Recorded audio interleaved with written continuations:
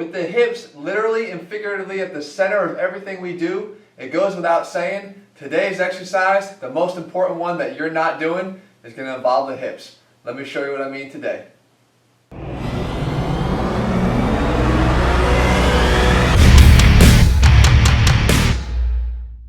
What's up guys, Jeff Cavaliere, ATHLEAN-X.com. The most important exercise that you're probably not doing is the one I'm going to show you here today. Now what got me to thinking about this, and the reason why I thought it was worth a video to instruct and show you this, was the video I did over the weekend, which was the top 10 biggest workout fails. And one of the ones we covered in there was the RIPDL, which I call it, right? And I showed you the importance of the hip hinge, right? When we hinge our hips, we can hinge straight down, like that, here, or we can hinge with a backward movement of the hips as well. That's a critical point, and so much so that I thought, why don't I show you how to actually train that and how much carryover that actually has, and we do that with our bands. Now, if you guys don't have the ATHLEAN-X bands, you can find them over at our website in our training bands section, but basically they're the big, thick resistance bands, enough to resist your own body weight, and we already have one hooked around something sturdy. Okay, this is around a Smith machine, it can be around a squat rack, something that's not going to move. Now, I'm going to demonstrate with two bands. If you're just starting out and you're going to use this exercise as an activator, right, a glute activator, then you're going to want to use one band. If you're going to try to use it as a strengthener, you're going to use two bands. All right, so basically we just take it around, put it right inside of itself, like that, and it's anchored around. Now we take both of them, and we're going to step inside, like this, put them around our hips, and then kneel on something that's going to tolerate our knees. So basically, the importance here, guys, is two things. Number one, you want to feel what it's like to hinge at the hip with the backward movement of the hips, like I showed you in that second demonstration. So think about it. When you're going to do a squat, when you're going to do an RDL, when you're going to do anything, even a bent over row, you shouldn't always be bending straight from the hips, which is what a lot of guys will do, especially with the bent row.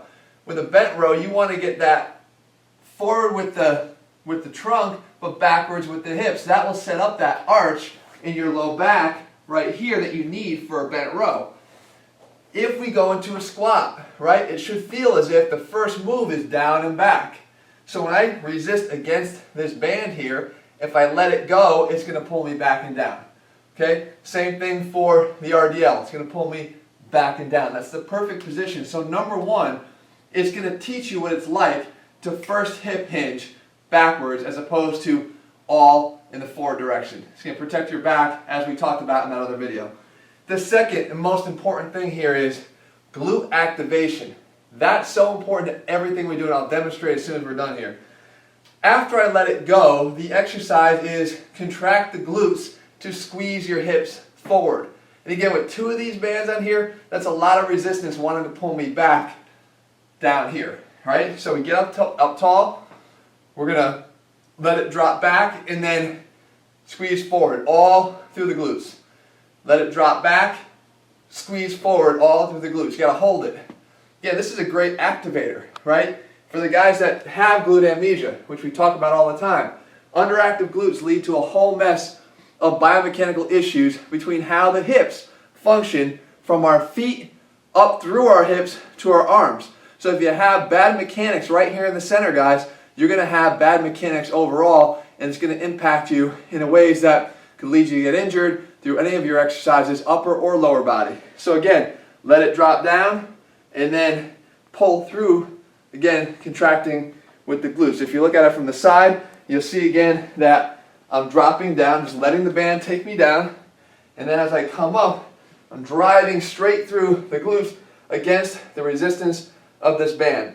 You want to make it a little bit more applicable to what you're doing.